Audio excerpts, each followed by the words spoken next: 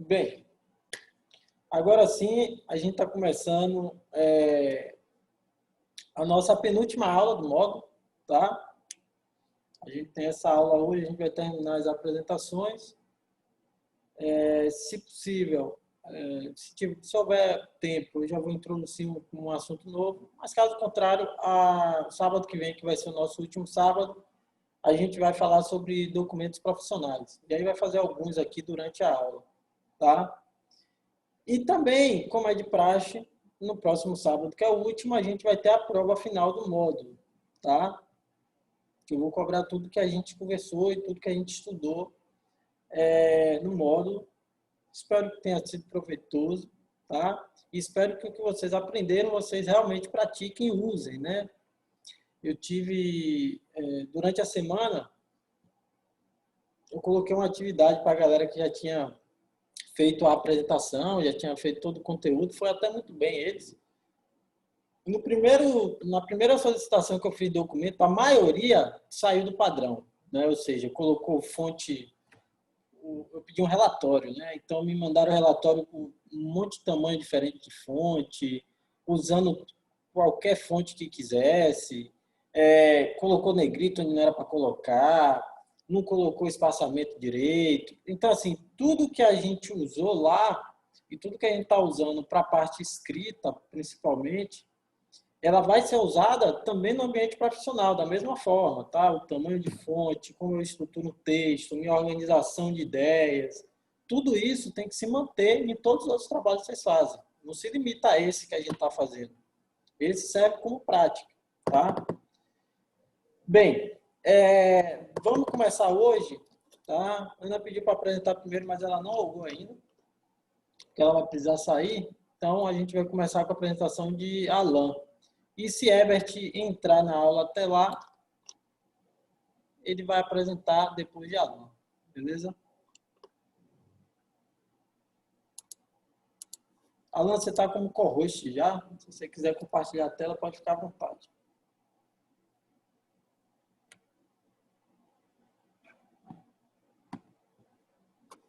Beleza.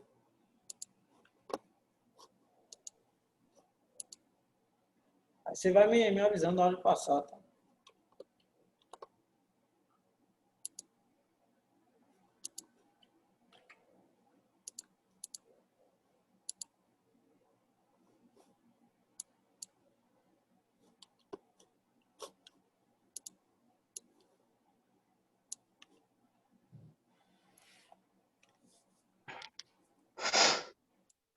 Bom dia.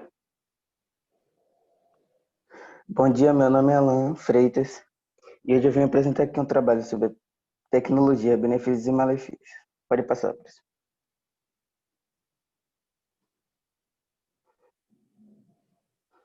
Hoje eu vim falar para vocês sobre os benefícios trazidos pela tecnologia, a tecnologia na nossa atualidade e os principais problemas causados pela tecnologia. Pode passar. No que se refere a benefícios da tecnologia, podemos citar a grande coleta de informações com facilidade e rapidez, a grande eficiência em realizar um trabalho digitalizado do que escrito, a arte da comunicação, que permite comunicar-se com a pessoa independente da distância, e a tecnologia usada para entretenimento, como são no caso do jogo, que você se diverte e se distrai. Pode passar.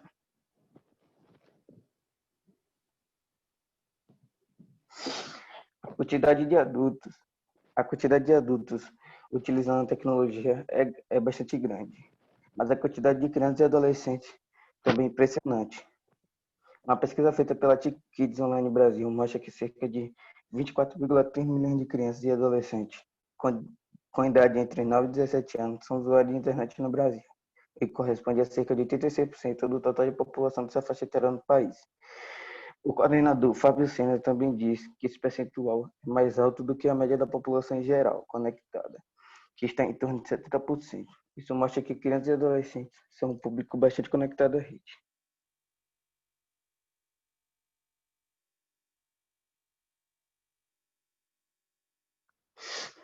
Sobre os problemas causados pela tecnologia, seus malefícios.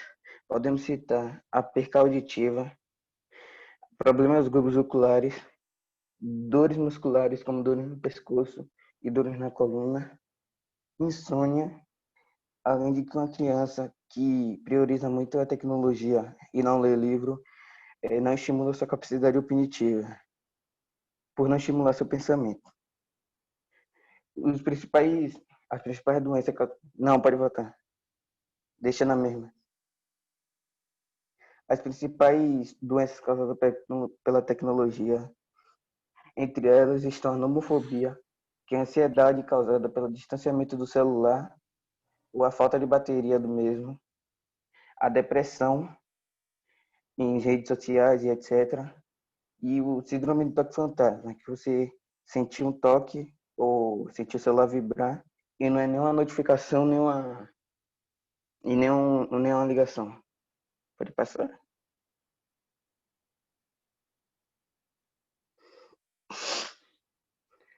Com esse meu trabalho, podemos concluir que a tecnologia sim deve ser usada pelos diversos benefícios trazidos pela mesma, mas de forma moderada e pouco excessiva, para não causar problemas na nossa saúde. E que deve ser orientada a uma pessoa que está usando, uma pessoa que estiver usando um computador, o celular ou um tablet, para não ter problemas de dores musculares, como na coluna e no pescoço.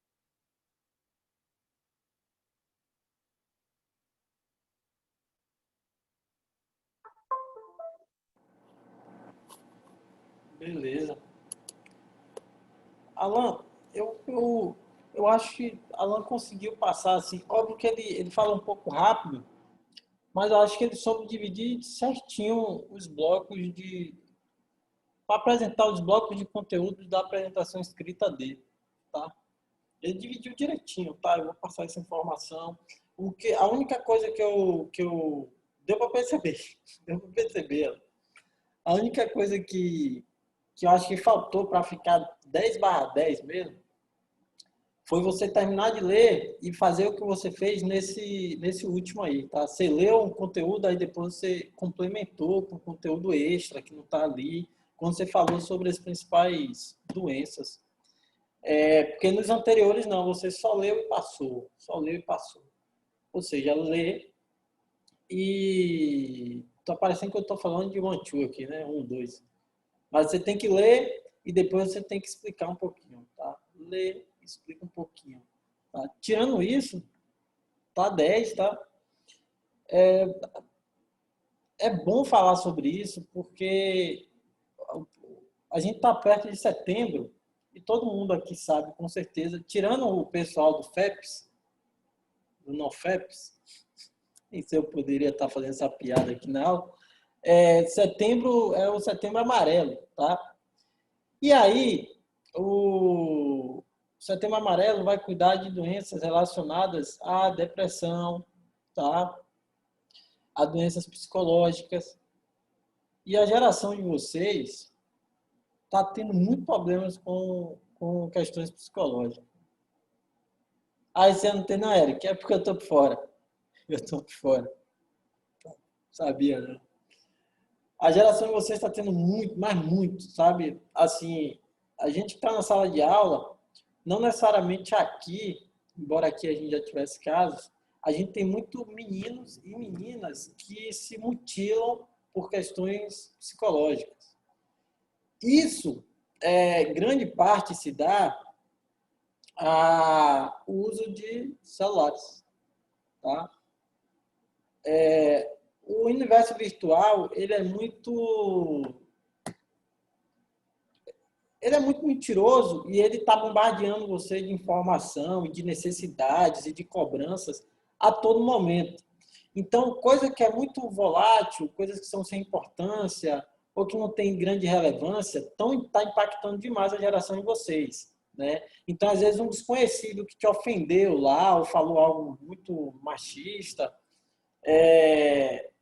leva você a se ofender de uma maneira muito absurda de uma pessoa que você sequer conhece. E aí a pessoa vai ficando deprimida, às vezes é um relacionamento abusivo, coisa e tal, mas geralmente são coisas às vezes que nem acontecem com você, acontece com o outro e causa um impacto muito grande no seu psicológico, Tá? Então, é bom falar sobre tecnologia e é bom você dizer assim, como o Alan falou, a gente tem que usar, isso é o futuro, mas a gente também não pode nem se tornar escravo, nem achar que o universo virtual é o mundo real. Tá? Ainda tem uma distância muito grande. E se você não sabe diferenciar isso, a chance de você ter problemas psicológicos é muito grande. Beleza? Valeu, Alan. Herbert chegou aí? Herbert não, né? Não chegou. Ana logou? Também. Também não. Ana também não logou. Vamos ver o próximo aqui.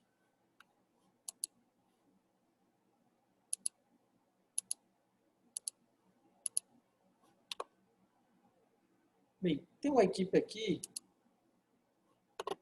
Eu recebi informação ontem que não vai apresentar, né? Ok. Felipe. Felipe tá aí?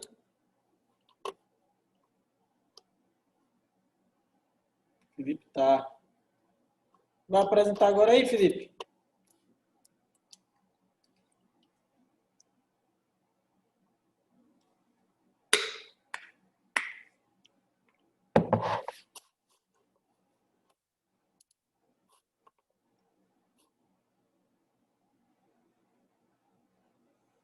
Um dos dois aqui, só estou vendo um. Vou ver na frequência.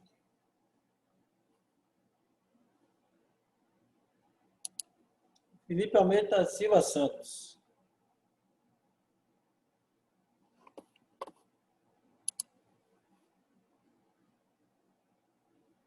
É você o Silva Santos?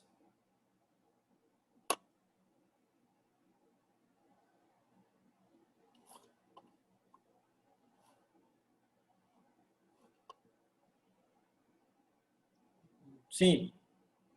Silva Santos, é você? Não? Vamos ver o próximo aqui.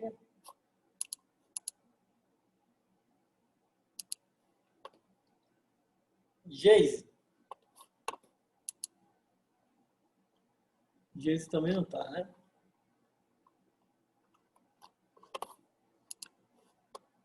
Yasmin. Qual foi, professor? Eu sou o Felipe Almeida Silva Santos, porque eu peguei no sono aqui, velho, foi mal. Você é uma pilantra, velho. Você vai apresentar, Pô, velho? foi mal, né? Vou não, professor, eu esqueci de fazer, velho. Foi mal aí. Beleza. Yasmin. Yasmin vai apresentar? Vou, né? Boa, né?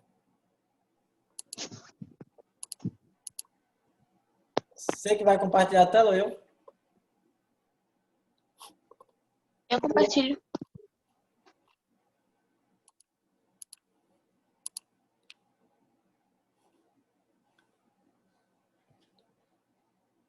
O comando é seu aí.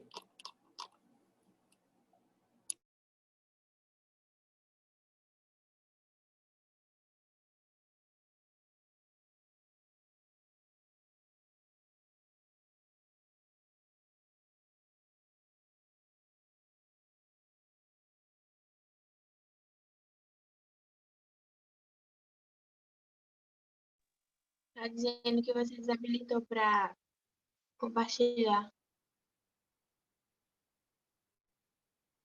Tá mutado, professor. Você tá como co-host, como um anfitrião. Eu não tenho como bloquear você, não. Será que bugou? Ah, porque eu tô por dois lugares, pelo computador e pelo celular. Ah, Aí no computador não tá tem que liberar compartilhando. outro. Peraí.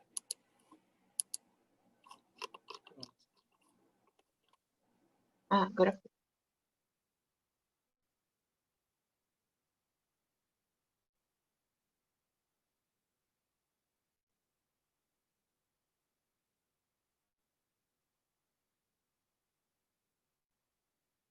Tá conseguindo ouvir direitinho?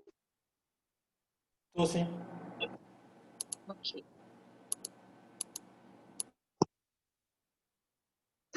Bom dia, meu nome é Yasmin Rodrigues e eu vou apresentar sobre o privilégio branco na luta contra o racismo no Brasil.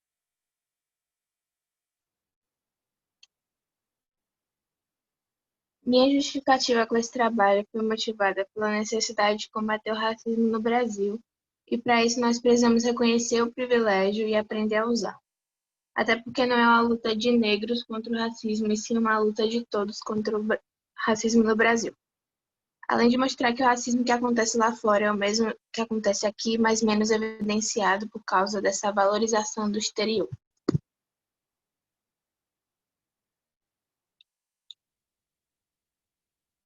Eu estou aqui falando de privilégio branco, mas o que é o privilégio branco? O privilégio branco são as oportunidades, vantagens e acessos que os brancos têm por causa da cor de pele. Esse privilégio que concede aos brancos maiores salários, melhores empregos, melhor educação e segurança. Como disse Djamila Ribeiro em uma entrevista, não basta só reconhecer o privilégio, precisa ter ação antirracista de fato. Ainda que no racismo à brasileira, nós temos essa tendência de olhar para fora sem prestar atenção no que está acontecendo aqui no Brasil.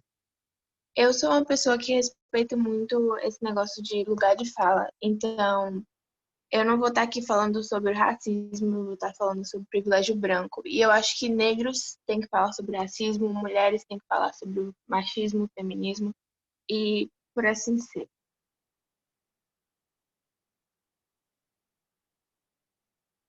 A cada 23 minutos morre um negro no Brasil. A taxa de homicídios de negros só aumenta enquanto a de brancos se mantém estável. Pode não ser tão perceptível essa necessidade de privilégio nessa luta contra o racismo, mas ele é sim necessário. Como exemplo, o apartheid, que foi uma política implantada na África do Sul, onde os brancos tinham todos os direitos relacionados ao governo e os negros não tinham direito de nada. O presidente da época saiu do cargo e então entrou Frederick de Klerk, que era um presidente branco, e ele sim reivindicou todas as leis raciais, devolvendo aos negros os seus direitos. E é nesse exemplo que a gente vê a importância do privilégio branco nessa luta contra o racismo. As manifestações são fundamentais, mas muitas vezes no Brasil as pessoas apoiam o que está acontecendo no exterior sem perceber que o que acontece aqui no Brasil é a mesma coisa. E o Brasil é o país que mais mata e tem uma das polícias mais violentas. Como, por exemplo, o caso de George Floyd nos Estados Unidos e o caso de uma mulher de 51 anos que aconteceu aqui no Brasil. George Floyd foi assassinado por um policial branco que usou o joelho para sufocá-lo até a morte. Esse caso causou enorme comoção, tanto nos Estados Unidos quanto aqui no Brasil. Já o caso da mulher de 51 anos, ela foi agredida por um policial branco durante uma abordagem e ele usou o pé para sufocá-la. No fim, a mulher saiu com a perna quebrada e lesões no pescoço, mas o caso não teve grande repercussão no Brasil. Isso mostra o quanto essa valorização do exterior cega a população do que está acontecendo, do que realmente está acontecendo aqui no Brasil.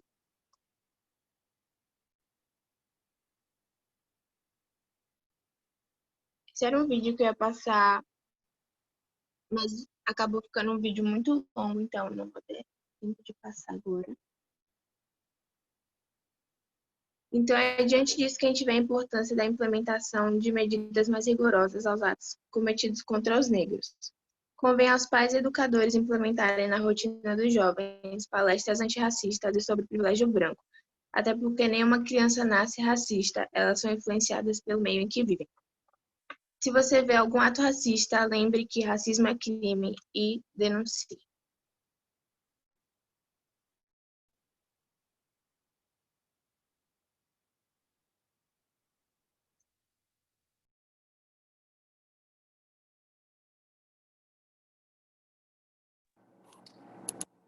Beleza, Edu. Gostei, tá? Gostei bastante. Eu gostei bastante também da estrutura de slide, tá?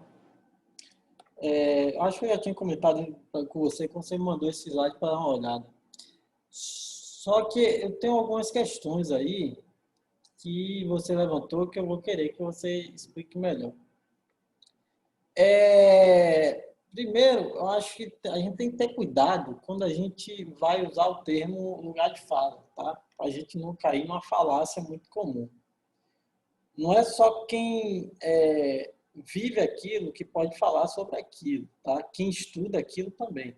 Então, eu posso ser uma pessoa branca e passei minha vida, por exemplo, formei em história, sou historiador e eu aí faço pesquisas, eu viajo para lugares.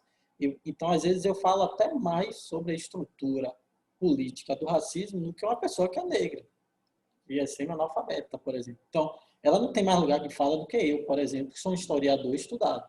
Ela pode ter lugar mais de fala sobre o fato dela passar esse preconceito. O que é que eu sinto quando eu estou passando por isso? O que é que eu sinto por ser negro? Aí tudo bem.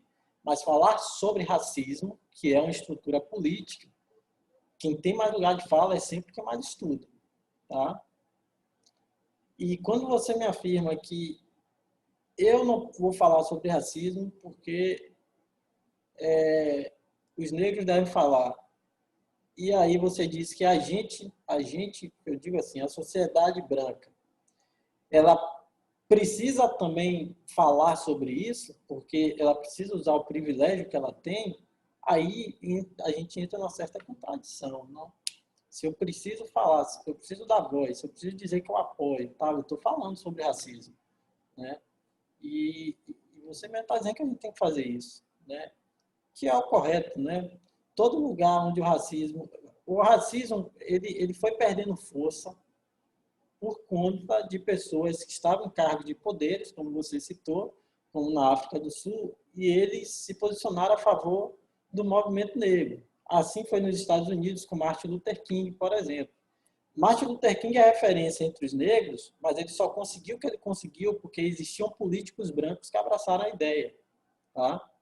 Tem uma cena exemplar. Para quem não sabe, Martin Luther King foi um líder religioso. Ele era, se eu não me engano, ele era evangélico. Se eu não me engano, tá? Ele era protestante. E ele também ele se indignou com a constituição racista que é nos Estados Unidos, porque, se você não sabe, os Estados Unidos, ele tinha realmente... É porque aqui, a gente não tem uma lei que assim, diz que o racismo é correto, né? O racismo aqui acontece de maneira velada, né? E aí até existem leis contra isso. Nos Estados Unidos, até poucos anos atrás, muito pouco mesmo, 20, 30 anos, existia a lei que você permitia o racismo, tá? Então, o Luther King, eu lembro de uma fala dele, que ele fala que ele cansou de ter que entrar no ônibus e toda vez que um branco entrava, o negro tinha que levantar para o branco sentar, né? Ele cansou de ver que os brancos iam para bairros que eram negros, né? E cometiam um monte de crime lá. Ele cansou disso tudo. Só que ele se uniu a pessoas brancas que tinham poder durante os protestos, as caminhadas que ele fazia, o enfrentamento que ele fazia, ele não era atacado nem morto porque tinha gente de poder que apoiava a causa. Então a polícia ficava meio sem jeito, os governantes ficavam meio sem jeito porque tinha gente que abraçava a causa.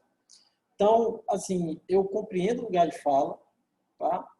Eu acho que ele existe, mas a gente não pode limitar a uma simplória, eu não sou isso, então não posso falar sobre isso. Não, tá? Por exemplo, eu tenho como falar como a mulher se sente com o machismo no Brasil? Não, impossível, tá? Só as mulheres conseguem falar isso. Tá? Nesse caso específico, elas têm lugar de fala porque é como elas se sentem e como elas querem se sentir na sociedade. É só elas que podem, né? Mas se eu estudei sobre feminismo, eu posso falar sobre a estrutura, posso falar sobre o feminismo, não, perdão, o machismo. Eu posso falar sobre a estrutura do machismo, os impactos dele? Posso. Tá? Eu também tenho lugar de fala porque eu estudei para isso.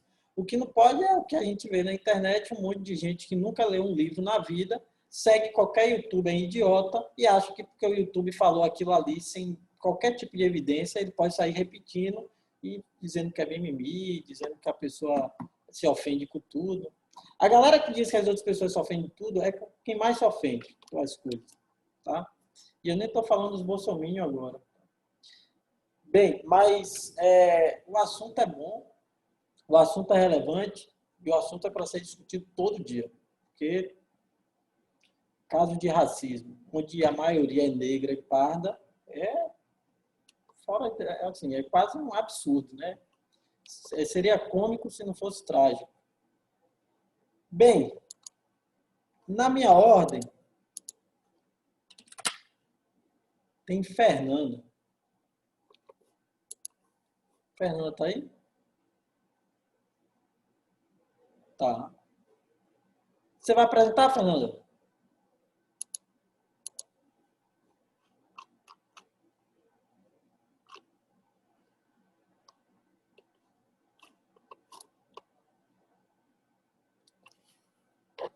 Fernanda, você me ouve?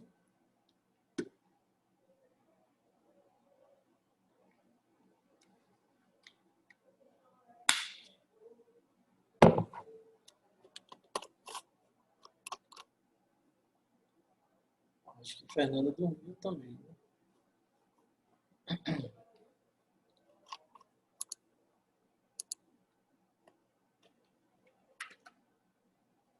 Bem, enquanto Fernanda volta aí, tem alguém que eu não chamei para faltando apresentar porque eu estou seguindo o roteiro que eu fiz aquele dia. Tá?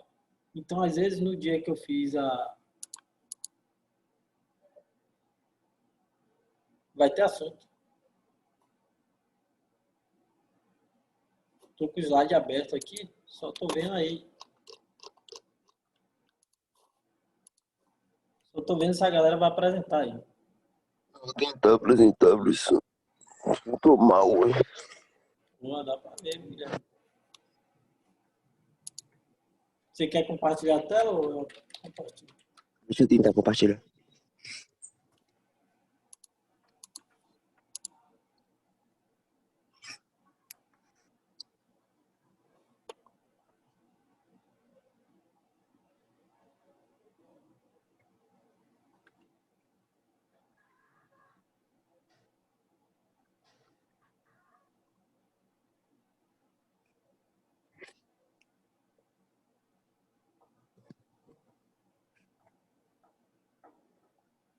Tá vendo aí? Tô sim, tô.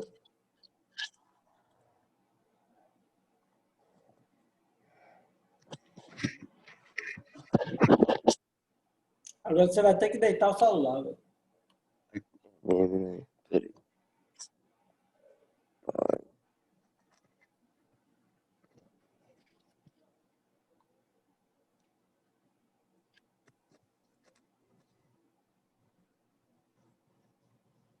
Professor, apresenta aí, velho. Ô, vê aí. Compartilhar?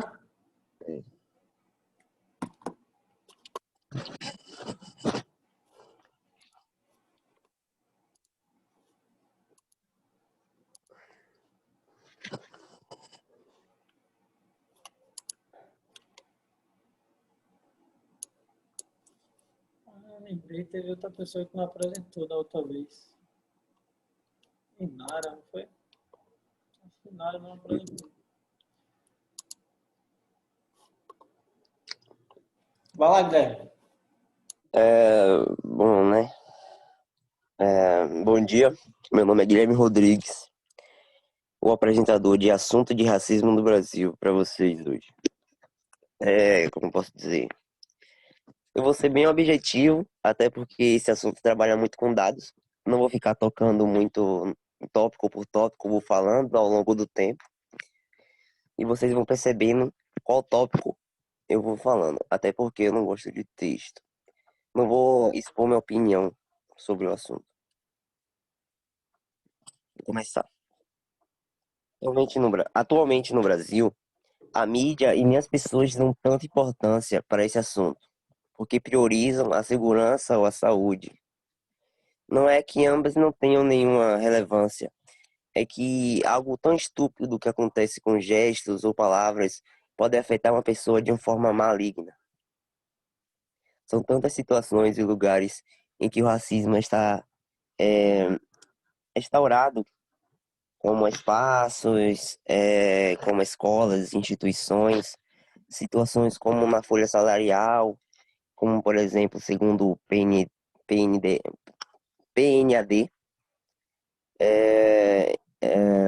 em 2019, a diferença salarial era de 45% entre os negros e brancos. Situações como a oportunidade de estudo, exemplo, analfabetismo entre a população negra de 15 anos em 2018 era de 9,1%, o dobro em comparação aos brancos, que era de 3,9%. Isso deve-se a todo um fator histórico.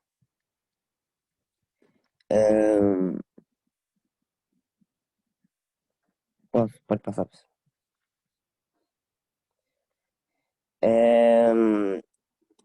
Uma coisa que deve se observar são esses dados, as campanhas feitas pelas prefeituras, o governo em si, e ajuda à compreensão dos cidadãos. Então, de alguns tempos, a população negra aumentou no Brasil, saiu de 7,4% em 2012 para 9,3%, 6 anos depois. O avanço da população preta se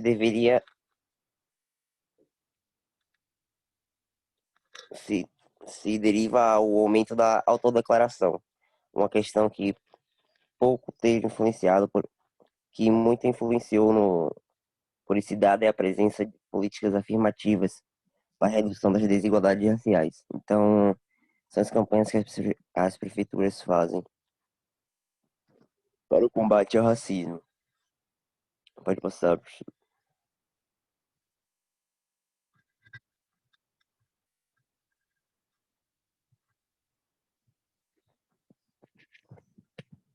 Pode passar.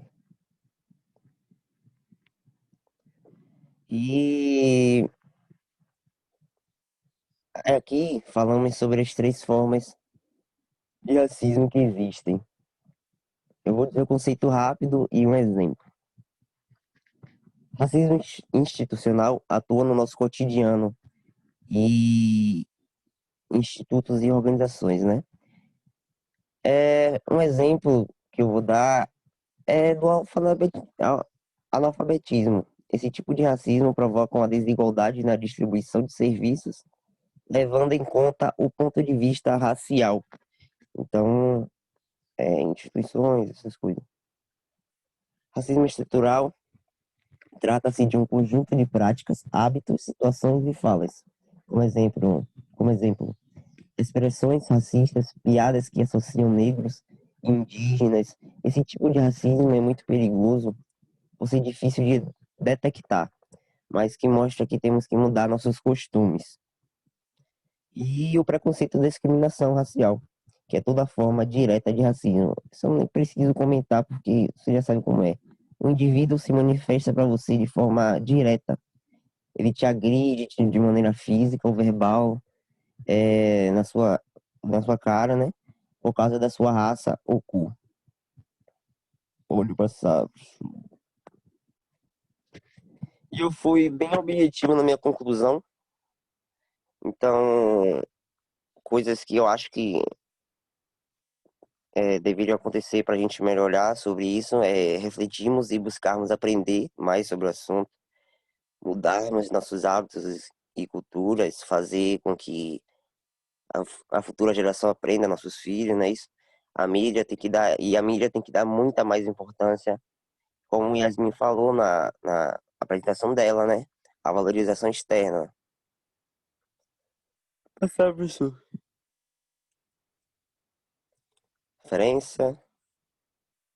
Referência e dúvidas. Eu gostei, tá?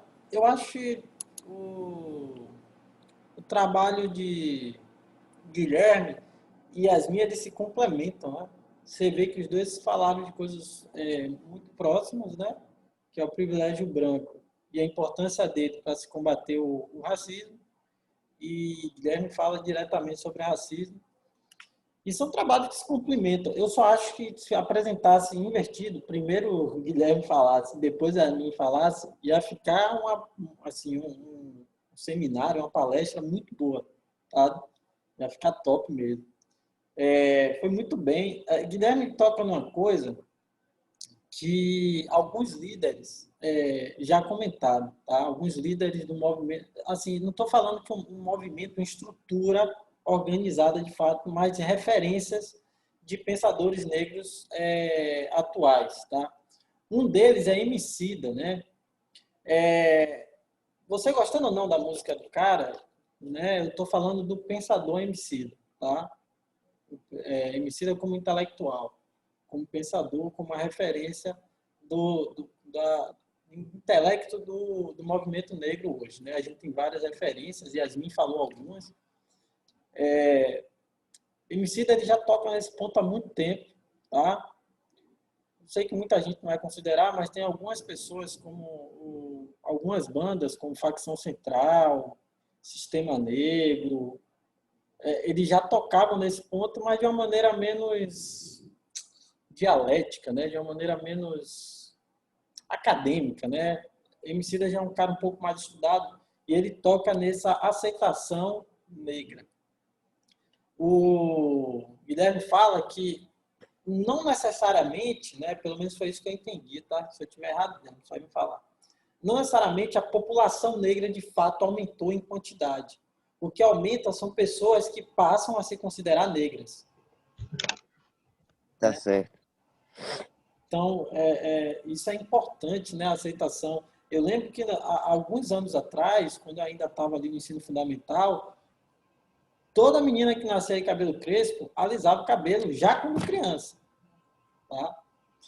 E eu, particularmente, acho o cabelo escovado uma coisa bizonha, bizarra, mas é preconceito meu, tá? Eu sei que isso é preconceito meu.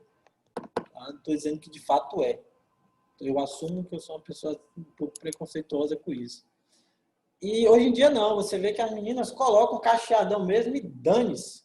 As meninas colocam black mesmo e dane-se. Se gosta, se não gosta, isso é o que ela gosta e ela evidencia isso, tá? E isso parece besteira, tá, galera? Quando você fala assim, só porque ela assumiu o cabelo, isso torna ela uma pessoa mais autêntica, uma pessoa que se valoriza mais? Sim. Eu não estou dizendo que quem alisa o cabelo ou faz qualquer outra coisa não se valorize. Não entenda, não disturbe uma ideia. O que eu estou dizendo é que um dos pontos que fazem o povo negro se assumir negro é quando ele assume o que ele quer ser e não algo que a sociedade impõe. Não um padrão de beleza que é mais quisto, tá? Que as pessoas mais gostam. Tá? Então, assim, eu realmente, quando eu vejo uma menina com cacheadão, com black, eu acho muito top. Porque dá para perceber que aquilo é a marca dela, a identidade dela. Tá? E ela não se envergonha, ela se acha muito mais linda daquele jeito. E isso é um dos pontos que fazem as galera dizer, não, pô, eu não sou moreninha não, eu sou negra. Tá? Perfeito, Paloma. É isso mesmo, velho. Né? Note que eu não estou dizendo que você também é obrigado a fazer isso para você ter empoderamento, você reconhecer sua matriz. Né? Eu não estou falando isso. Eu estou falando que isso também contribui. Porque se ninguém faz isso, toda menina menorzinha, negra, que quando pegar uma boneca, tem lá uma loira de cabelo liso, um bebezinho de cabelo liso, branquinho. Aí você vai tentar olhar para os lados, minhas colegas todas estão lá com o cabelo esticado, de uma maneira absurda, quase arrancando o couro, a mãe dá alisante no cabelo. Então, a menina, ela se enxerga que é aquilo que ela deve ser, por ali que ela deve caminhar, e isso é ruim. Tá? Mas a gente vê que a indústria está mudando. Tá? Você já tem hoje um monte de brinquedos que têm uma identidade de um povo. Quando eu digo que a maioria no Brasil é negra, eu estou falando de negras e pardos. Tá? Eu me considero pardo. Tá? Sempre me considerei pardo. Tem gente que não gosta dessa palavra, mas eu sempre me considerei pardo. Porque, embora eu não tenha uma pele muito escura, meus traços, né, nariz, boca, eu peguei da parte da família que é negra, tá? Então, eu sempre me considerei uma pessoa miscigenada, eu sempre me considerei pardo, e hoje, negros e pardos no Brasil são a maioria, tá? É 57% até a última pesquisa do IBGE que eu vi, tá? Eram 57%. Agora deve ter até aumentado, tá? Beleza, Geise? Então, vai se reconhecer mesmo, tá, galera? Não estou dizendo que você não deve achar uma pessoa branca, com perfil europeu, feio, ou que ele não deve ser assim. Não estou falando nada disso. Estou dizendo para a gente se reconhecer e aceitar do jeito que a gente é. e o psicológico da gente contribui bastante também, tá? Bem,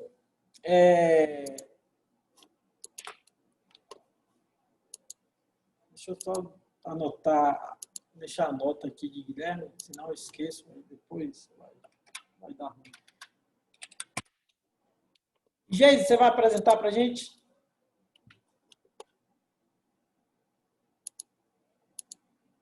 Beleza.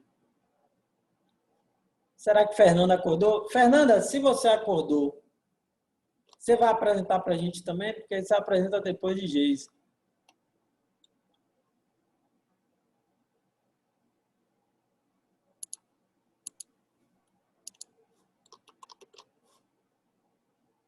Você já pode compartilhar a tela, viu, Geise? Ah, é, Inara ficou sem apresentar, né? Deixa eu marcar aqui. Bom dia. Vocês me escutam? Ouço. Bom dia.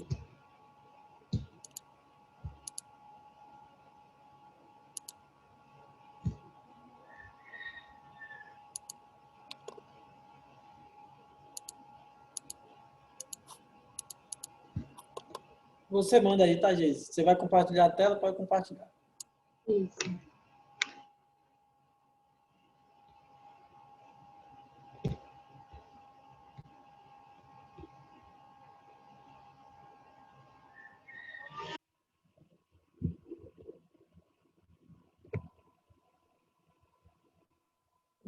Vocês estão?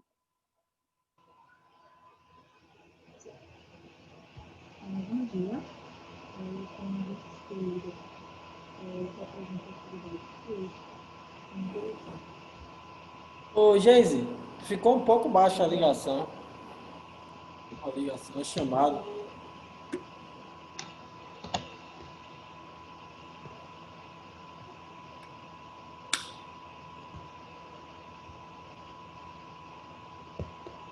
E agora, tudo bem? Repete aí para mim. Eu vou falar sobre representatividade política no Brasil.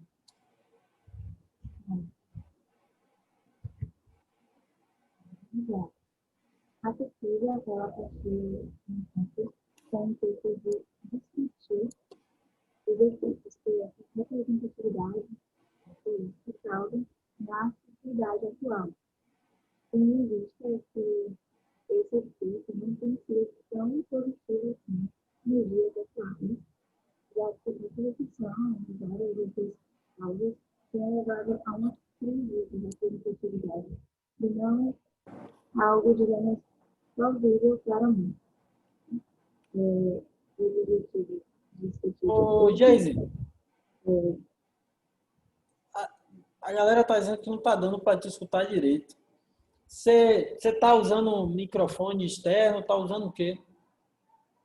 pelo computador. Eu vou entrar pelo celular, tá bom? E aí, acho que a gente vai melhor. Tenta pelo celular. Se você quiser, eu compartilho aqui.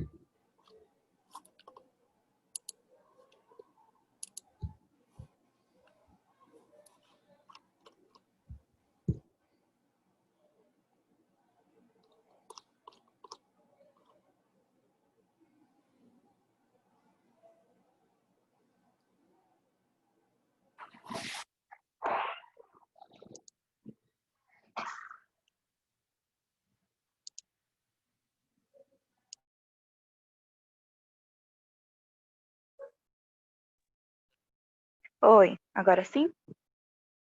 Pronto. Eu vou falar de novo, vou iniciar novamente.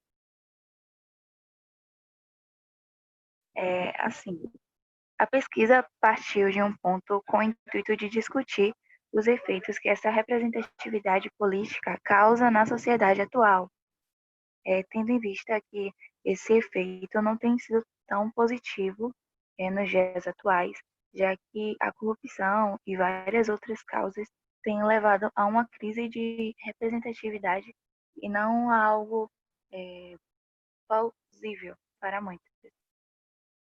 É mais o que é política. A palavra tem origem no grego, vem do termo politiké. Desculpa, eu não estou vendo aqui porque tem uma janelinha. Pronto. Polis significa cidade e tikos se refere àquilo que é público, ou seja, aos bens comuns dos cidadãos. De acordo com esse conceito, a política ela tem o intuito de organizar, manter em ordem a comunidade, visando o bem comum, o bem de todos. A política, ela nasce, na verdade, a ideia de política, ela vem através da religião. De acordo com um historiador francês, Colendes, quando existiam grupos de pessoas onde a religião os controlava. E a partir da junção dessas pequenas comunidades, o grupo foi crescendo cada vez mais, de acordo com suas características em comum e com suas formas de culto.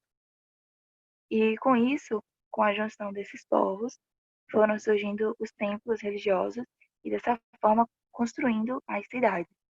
Mas esse termo se consolidou mesmo na Grécia Antiga, onde os gregos sentiram a necessidade de definir papéis, estabelecer regras e organizar as cidades gregas. E aí, o primeiro registro que temos dessa prática é na cidade de Atenas. Eu não estou conseguindo passar o slide.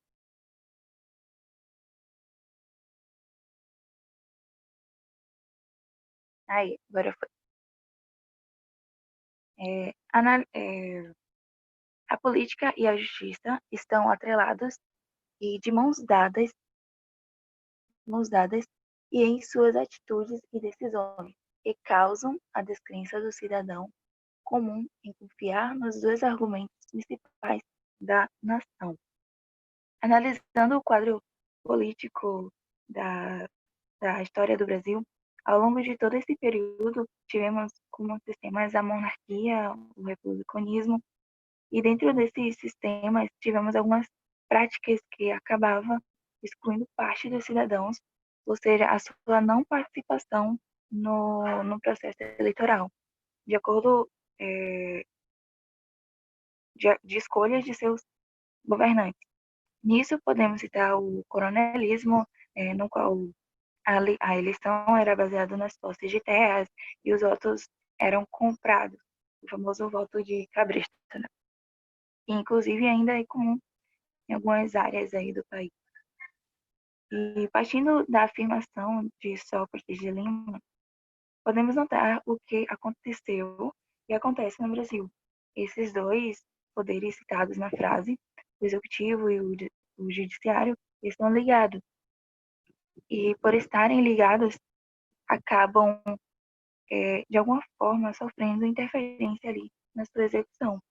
E já vemos isso, e vemos escândalos onde os representantes tentam acobertar seus atos ilegais e geralmente com a ajuda de outros, a famosa panelinha.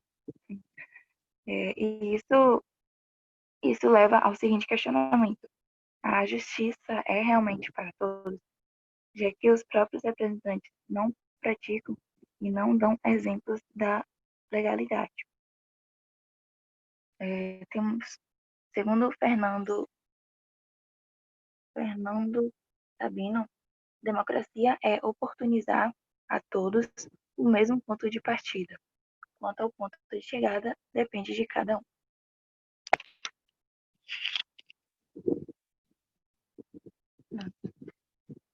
Agora a gente tem um infográfico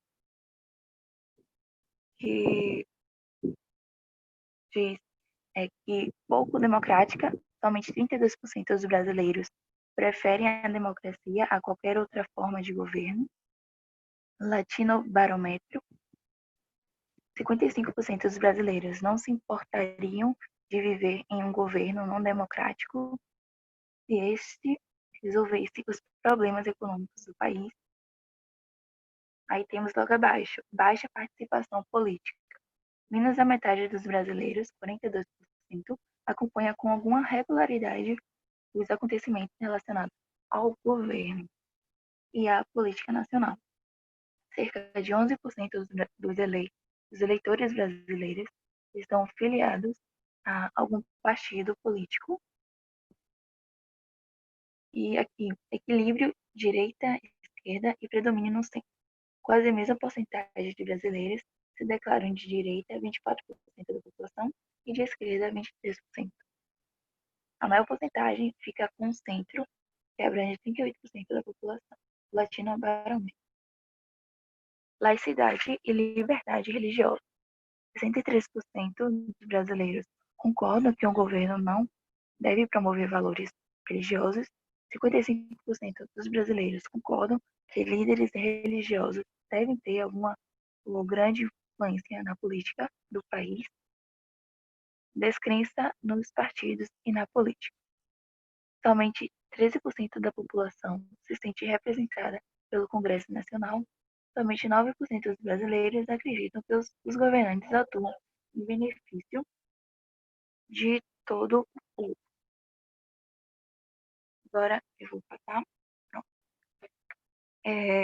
Analisando as informações, podemos aprofundar mais no porquê desses índices, dessa porcentagem. Dando ênfase nos dados de baixa participação política, podemos identificar o não comparecimento das pessoas nas urnas, apesar de que o voto no Brasil ele é obrigatório. Isso de não ir votar pode ser visto como uma forma de protesto também, ou o não consentimento das pessoas sobre a importância das eleições. Outro fator é a baixa representatividade feminina na política. Muitas mulheres sentem uma necessidade de pessoas que as compreendam e as defendam diretamente. Infelizmente, o machismo e o passado histórico tentam limitar a ascensão política feminina e também em outros aspectos. E por isso muitas mulheres se sentem desmotivadas a participar desse processo. Também podemos incluir aí os LGBTQI+, os indígenas, e como o Fernando Sabino disse, né, a democracia é dar oportunidade para todos, é incluir e não excluir. E de acordo com a pesquisa dos 513 membros da Câmara dos Deputados, apenas 77 são mulheres. E no Senado Federal, apenas 12 das 81 cadeiras são ocupadas por mulheres. Outro ponto é sobre o interesse em relação política. Então, essas pessoas não acompanham as atitudes que são tomadas por parte dos eleitos, parte dos representantes. E dando ênfase a outro ponto também dessa pesquisa, sobre a descrença nos partidos e na política. Isso se deve a uma falta de conexão dos representantes com a população. Os cidadãos acabam se sentindo abandonados, desamparados, e acabam concluindo que político é tudo igual, deixando de lado esse interesse. Para concluir a apresentação, cheguei à conclusão de que a educação ela é a chave, mas e mais especificadamente, os indivíduos devem ser orientados a entender o que é política e qual a importância de se escolher um bom representante, como analisar as propostas que os políticos apresentam, e também informar que o processo de política de eleição não acaba quando você aperta ali o verde. Deve haver uma cobrança dos cidadãos, deve haver uma averiguação sobre os candidatos escolhidos. Outro fato, devido à tem que haver uma devida punição dos praticantes das irregularidades dentro da democracia e das leis, de forma que essas pessoas cumprem suas penas de forma correta, sem privilégio e nem favores. Também respeitar a democracia, a liberdade e a todo cidadão brasileiro respeitar seus direitos, porque todos têm direito de ter um país que olhe para todos. Essa foi a apresentação. Bibliografias e os agradecimentos. Obrigada pela atenção de todos. Muito bom, tá? Gostei bastante. Acho que assim, eu também gostei bastante, porque eu amo falar sobre política, tá? Assim, a primeira coisa que eu faço, eu saio de casa, eu boto podcast de política. Eu chego em casa, eu leio sobre alguma coisa histórica, eu leio sobre alguma coisa sobre política, ou ouço mais vídeos de pessoas que têm gabarito sobre política. Eu acho o assunto maravilhoso. Acho que política não é nem um pouco chato. E ele é muito importante como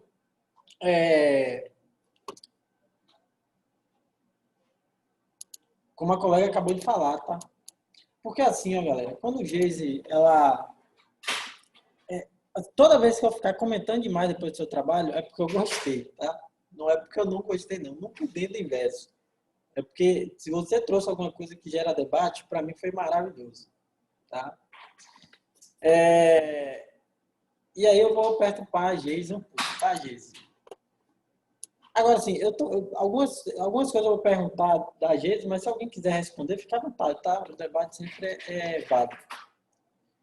Primeiro, Geise colocou um dado ali que é muito interessante, né? E ela coloca que a maioria das pessoas não ligaria em viver no país não democrático, né? Isso é interessante, né? Se tiver tudo de boa, tudo bem alguém mandar em mim, alguém dizer o que eu posso ou não posso fazer, alguém prender só porque não vai com a cara ou porque não concorda com a opção sexual. Tudo bem, né? Se o dinheiro estiver entrando, para mim, belezinha, né? Não tem problema. Isso, assim, isso é uma crise de consciência, uma crise de democrática absurda, né? É o mesmo cara que aponta para a China, que eu nem acho, assim, enfim, né? A pessoa aponta para a China e diz, um governo autoritário, não pode fazer isso, não pode fazer aquilo. É o mesmo cara que chega aqui e defende que tem que ter um golpe militar e eles têm que mandar em tudo e tem que prender mesmo quem pensar diferente e tal. Sabe, a falta de... Não sei, velho. Não é uma pessoa visionária. É mais do que isso. É menos do que isso, Guilherme. É uma pessoa ignorante mesmo, né? Porque eu acho que isso retrata muito nossa cultura, principalmente o pessoal mais velho que concorda com isso. Eles é do tempo do coronelismo, né? Como o Geise falou aqui. Eu só estou pegando informação que ela trouxe, tá? E aí o pessoal está acostumado em dizer assim, o cara faz tudo por a gente aqui, então a gente tem que votar nele mesmo. Tal. Aqui na Bahia a gente teve coronelismo até pouco tempo. Tá? A CM era o coronel da Bahia, e ele se dizia assim, coronel, que quem manda na Bahia é ele. Ou seja, a Bahia, ele não governava a Bahia era dele. Né? Então logo ele podia fazer o que bem entendesse. Não estou fazendo uma crítica ao prefeito atual não, tá? O prefeito atual, eu até acho que o trabalho dele é excelente. Tá? Eu estou fazendo a crítica ao avô dele.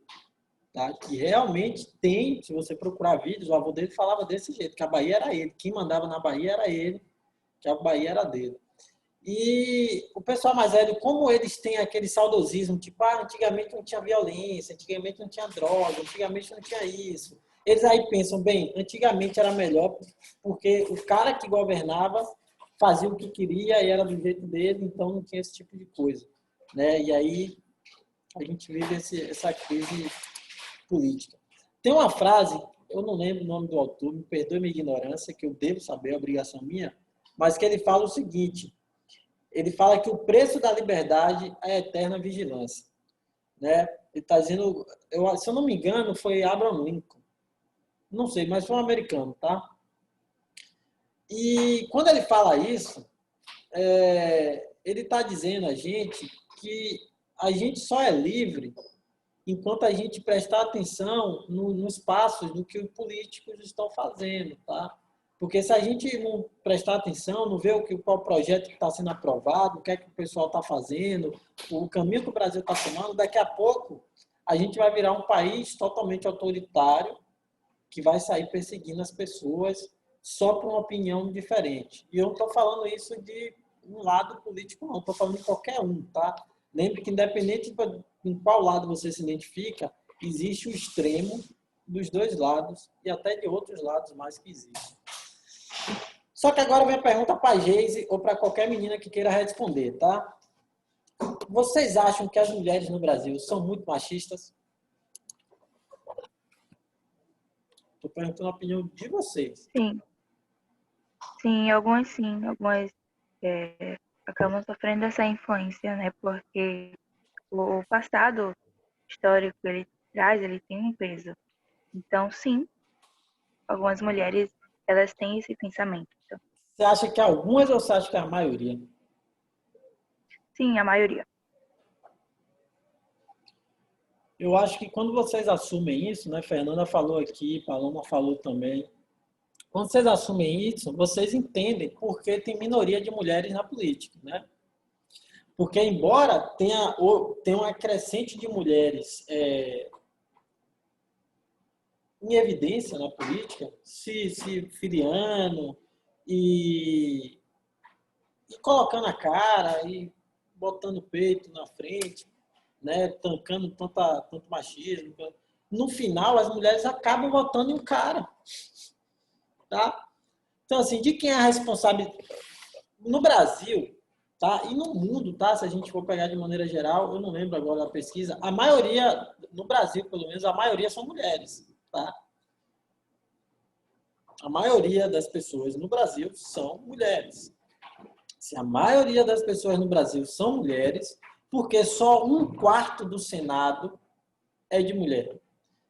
E, se eu não me engano, é menos de 1/4 na Câmara de Deputados. Né? Com certeza, Paulo. Com certeza. Né? Uma brincadeira, uma piada, um modo de pensar. Né? Então, assim, galera, a gente tem que parar e botar a mão na cabeça e refletir. Se eu lhe falar, a última eleição que teve aqui foi para governador e, se eu não me engano, para deputado. Para deputado foi. Das 5 pessoas que eu votei, 4 eram mulheres.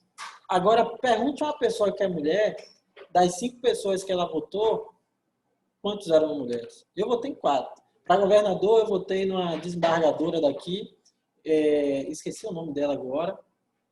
É uma desembargadora negra, tá? Que ela tem um histórico de eu não votei porque era mulher e não votei porque era negra, não. Eu votei porque eu vi lá o histórico dela. Eu tinha um site que mostrava todo o histórico da pessoa, porque ele trabalhava, o que ele já fez. Espero que eles façam isso esse ano de novo, mas acho que não vão fazer. E aí fui ver a carreira dela, fui ver os principais casos que ela já pegou, tal. E achei que ela era, assim, exemplar, tá? Só que ela estava no partido de esquerda meio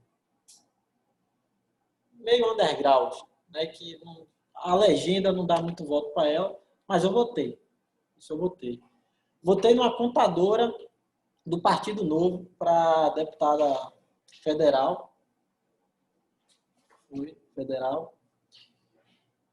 Então, assim, votei para... Eu esqueci o nome do pessoal, já tem quase 4 anos isso. Mas votei também para a única pessoa que eu votei do PT foi uma senadora também. Tá? Então, assim, não adianta também a gente ficar questionando o machismo na política se a gente não corrobora para que isso mude. Tá?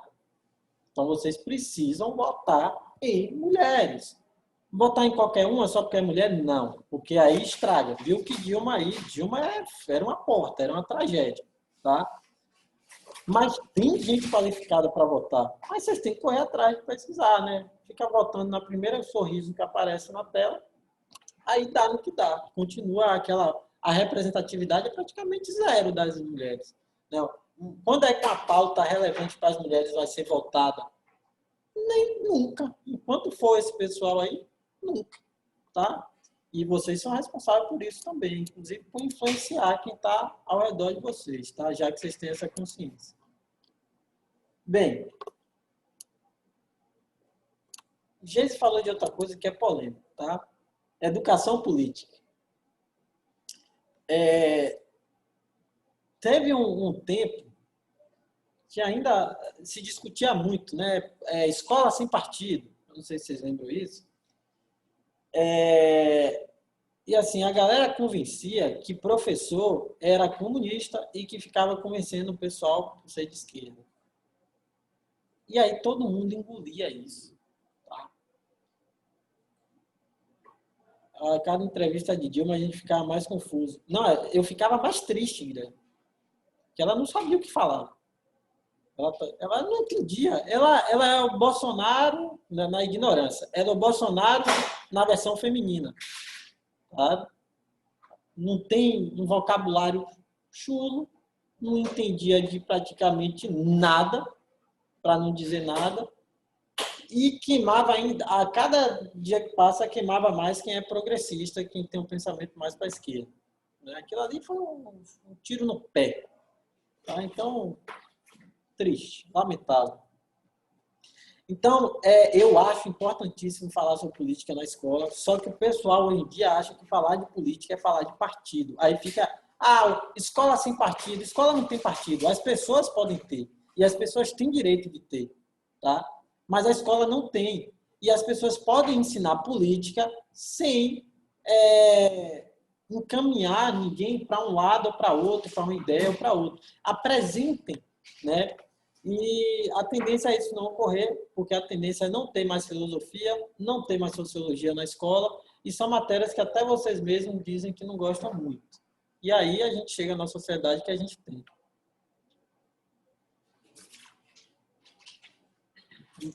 Isso é minha opinião, tá, Paloma? Indiscutivelmente, Lula, embora eu acho que ele seja ladrão, tá?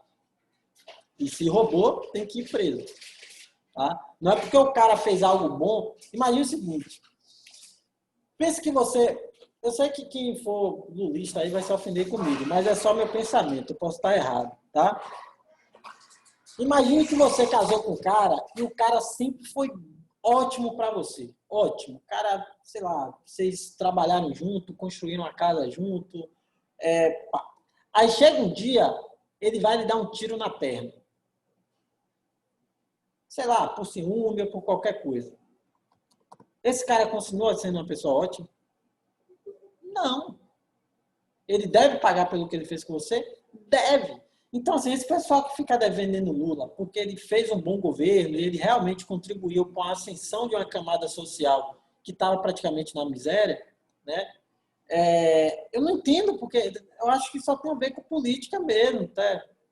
Não, é isso aí, Guilherme. Dane-se o que ele fez. Ele ganhou dinheiro. Quando ele está lá, ele não faz favor para a gente.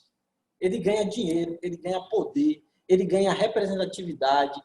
Quantos seminários Lula não fez depois que foi presidente, cobrando 400, 500 mil? Ele ganhou para fazer o que ele fez. Então, roubou mais cedo. Ele é para fazer, ele é pago para isso. Tá? Então, ele não pode roubar. Se ele roubar, ele tem que ser preso. Para mim, ele, qualquer um, roubou, foi preso. Tá? Roubou, foi preso. Não tem duas conversas. Então, assim, Lula era o único que, embora seja ignorante, ignorante é falta de conhecimento, tá, galera? Ele era inteligente, tá? Ele era inteligente. E ele governou bem porque ele sabia dialogar com todo mundo. Ele não era radical, tá? Ele botou Dilma lá para servir de marionete. Dilma chegou um momento que ela não quis mais servir de marionete, só que ela não tinha gabarito para estar lá. E aí foi fazendo um monte de merda. Bolsonaro tem 50 palavras, ele só sabe 50 palavras. Se você pedir para falar mais do que essas 50 que ele repete sempre, ele dá um tela azul, ele buga e cai duro. Tá? Ele é um burro, ignorante. Eu acho que todo político gosta. Aí a gente já discorda, tá, Paloma? Eu não acho que todo político rouba, não. Eu acho que tem uma geração que está querendo mudar. Agora, a gente sempre vai ter ladrão. A gente tem ladrão em tudo que é canto. Tá? Não tem pra onde correr. Eu acho assim, nunca vai ter só político bom. Mas a gente tem que ir trocando. Roubou, bota outro. A robô também bota outro. Uma hora eles vão ver, velho, não tá funcionando. Velho, acabou, não deu. Tá? Mas você pode estar certo, tá? Isso é só a minha opinião. E a última coisa que eu queria falar é o seguinte. Gesse trouxe uma coisa importante, que é a gente prender essa galera que é ladrão, né? Que é ladra. Ladra. Acho que é ladra.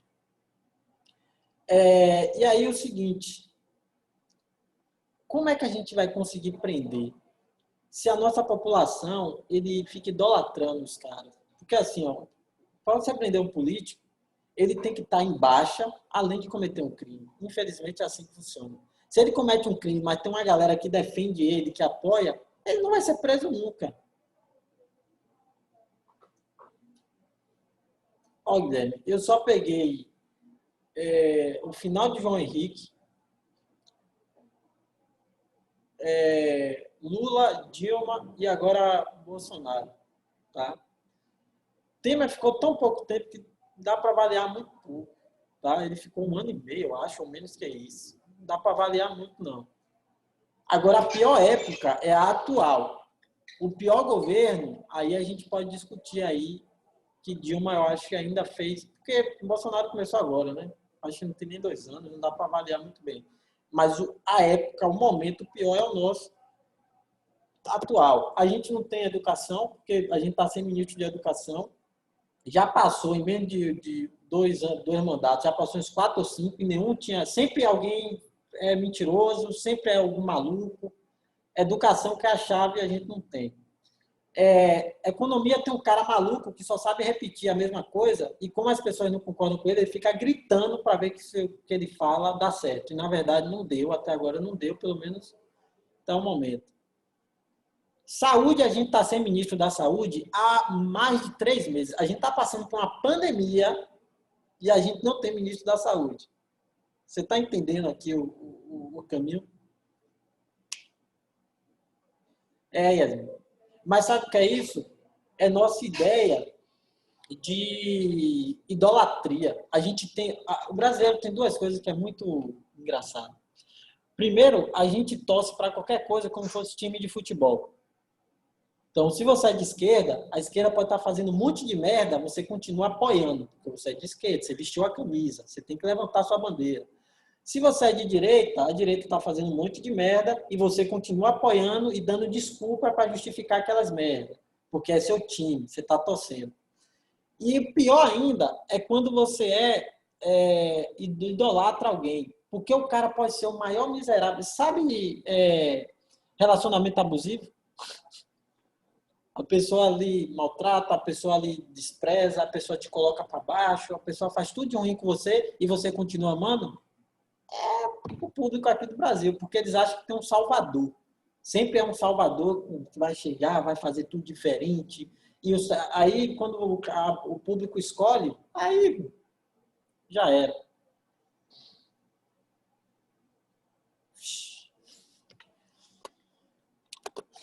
Bolsonaro é o quê?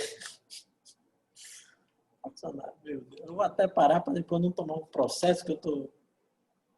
Vamos lá. Então, e quando a gente ficar protegendo esses caras, os caras não vão preso, não. Eu acho que é isso também, viu, Guilherme? Acho que a gente fica ali com medo de, não vou voltar atrás, senão vou dizer que os caras é melhor que a gente, tal. Ainda esse negócio de clubismo. Eu sou progressista, tá? Eu não sou conservador, não. Eu sou progressista. Mas eu não concordo com tudo, não. Tá? Você vai ver, vai ter pauta de direita que eu concordo 100%. E vai ter pauta de esquerda que eu discordo 100%. Mas eu sou progressista. Eu não sou de esquerda. Assim, a maioria dos progressistas é de esquerda. Eu tenho um pensamento meio de centro-esquerda. Mas eu não compro qualquer coisa, não. Tá? Eu não apoio qualquer causa, não. Eu avalio, eu raciocínio. Eu não estou aqui para repetir o que outra pessoa fala, não. Bem, falta só uma apresentação, que é a de Enara.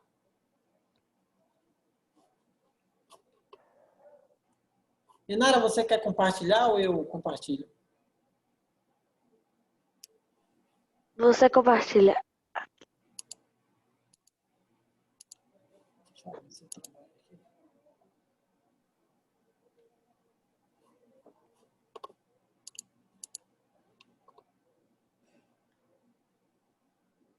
Assim que terminar a aula, gente, eu lanço lá no sala de aula a nota. Antes eu mostrava, tá? Antes eu mostrava, mas aí algumas pessoas ficam sem jeito e tal. Aí eu compartilho daqui a pouco. Deixa eu só ajudar o colega, que ele está instalando a TV ali e ele está com dificuldade para encaixar os negócios. 2 minutos, só para... Porque a gente está deixando tudo redondo mesmo, porque assim que a prefeitura liberar, já sabe, né? Vocês estão aqui, pelo menos metade da turma vai vir todo sábado para cá. Deixa eu só ajudar, coisa rápida.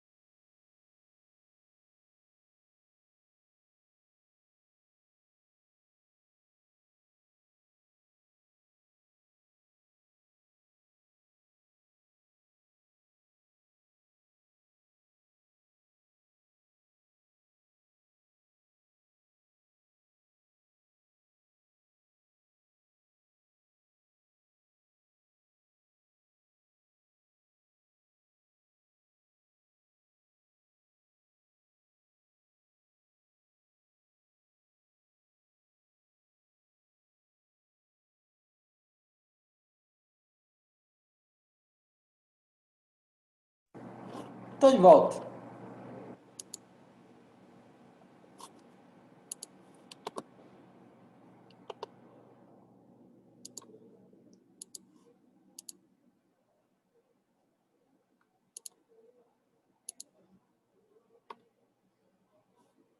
Com você aí, Tainara. Tá. Bom dia, meu nome é Nara. Eu vou apresentar sobre o racismo. Pode passar, professor. Bom, eu decidi falar sobre o racismo porque é uma coisa que vem acontecendo muito ultimamente. Na verdade, sempre aconteceu, né? Só que agora o caso se agravou mais. E também a maioria das pessoas estão falando, né? No jornal. Pode passar, professor. Bom, o racismo consiste no preconceito e na discriminação com base em percepções sociais baseadas em diferenças biológicas entre o povo e os povos. Muitas vezes toma a forma de ações sociais, práticas ou crenças, ou sistemas políticos que consideram que diferentes raças devem ser classificadas como inerentemente superiores ou inferiores com base em características, habilidades ou qualidades comuns herdadas. Também pode afirmar que os membros de diferentes raças devem ser tratados de forma distinta. Pode passar. O racismo é a crença em que uma raça, etnia ou certas características físicas sejam superiores a outras. O racismo pode se manifestar também em nível individual, como em institucional, através de políticas como a escravidão, o apartheid ou o holocausto, o colonialismo, o imperialismo, dentre outros. Pode passar. Tipo de racismo. Racismo individual, racismo institucional, racismo cultural e racismo comunitarista e racismo ecológico. Racismo contra branco ou racismo inverso. É importante esclarecer que o racismo acontece dentro de um contexto histórico específico. Assim, nem todo insulto, embora seja sempre uma atitude condenável, será considerado racista. O fato de um branco ser chamado de palmito ou leite azedo não se caracteriza como racista. A razão é que no mundo moderno e contemporâneo, os brancos não foram subjugados nem tratados como escravos.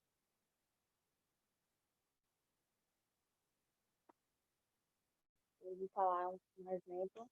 Podemos destacar o caso do goleiro Aranha, então jogador do Santos, que em 2014 foi chamado de macaco por vários torcedores do Grêmio após o time sofrer derrota no jogo da Copa do Brasil. O caso foi filmado, medidas legais foram tomadas e o Grêmio foi expulso da Copa do Brasil.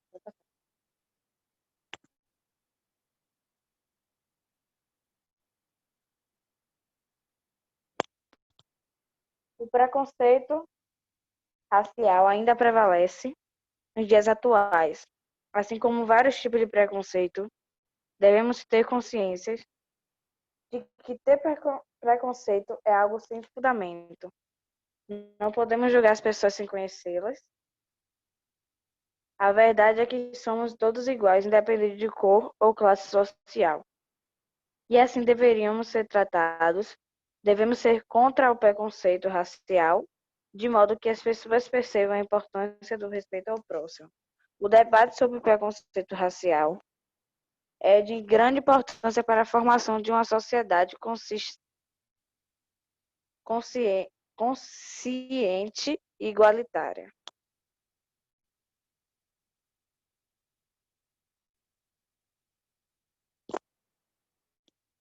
Hoje, ainda no Brasil, é possível ver os reflexos desta história de desigualdade e exploração. Há alguns indicadores referentes à população, família, educação, trabalho e rendimento. Resume a situação social de brancos, pretos e pardos. Estes dados revelam desigualdades em todas as dimensões e áreas geográficas do país. Apontava também para uma situação de pobreza, sobretudo para a população de pretos e pardos. A vida dos negros é ruim desde a época da escravidão. Eles foram tratados como pessoas inferiores e ainda existe racismo no Brasil, apesar de ser um crime inafastável.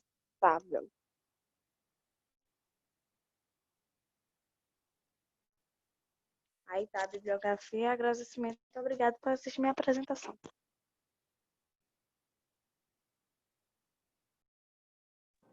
Valeu, Inara. Valeu. Inara falou sobre alguns tipos de racismo e Guilherme questionou aqui, né? Racismo ecológico. Racismo ecológico é porque, primeiro que a palavra racismo já é um pouco inapropriada para, de fato, o que é a coisa, né? Aí fica confundindo a gente com frequência. Mas racismo ecológico é tipo assim, tem uma população que ela não tem saneamento básico, é exposto a lixões, a esgoto aberto, tal. Então, assim, você coloca essa população margeada, né? Você coloca essa população para você marginaliza ela, né? Você coloca, porque assim ela é mais difícil de ela ascender socialmente, de ela sair daquela estrutura ali ruim. Porque o racismo, a pessoa que tem poder e que é racista, ela não vai ser racista de maneira direta. Esse aí é os imbecis, os ignorantes. Elas vão pensar um jeito onde eu vou permanecer com aquela casta, né, com aquela sociedade, naquele patamar, sem deixar claro que eu quero isso. Então, um jeito é, por exemplo, eu não ter um planejamento de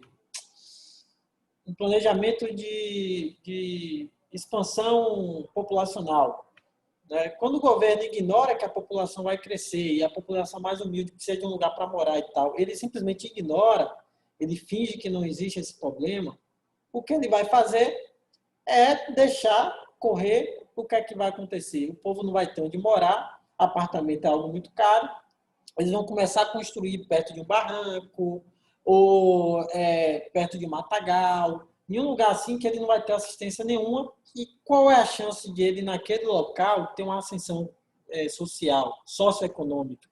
Quase nenhum. Então, o jeito de você permanecer as coisas como estão ali, tá? Ou até piorar para algumas pessoas. É complexo.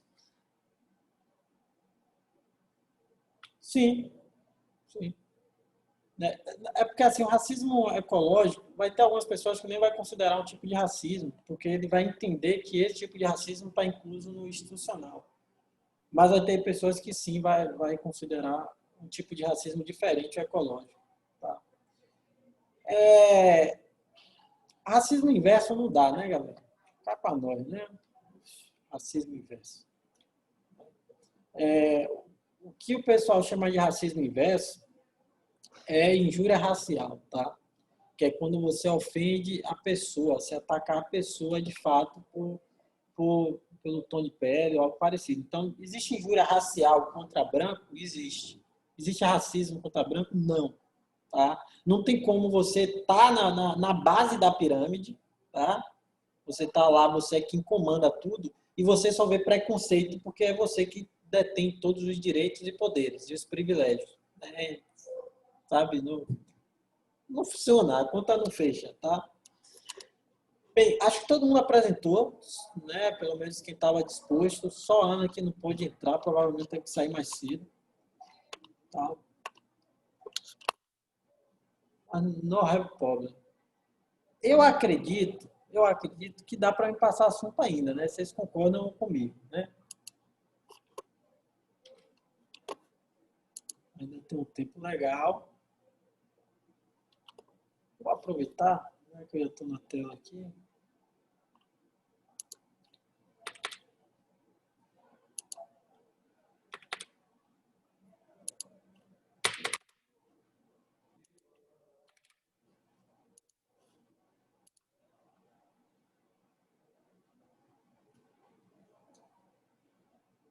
Bem, já mandei a nota de todo mundo, tá?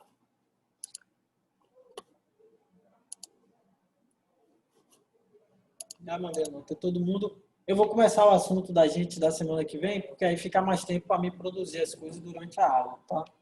Mas aí eu dou uma parte dele hoje, próxima aula eu dou outra parte.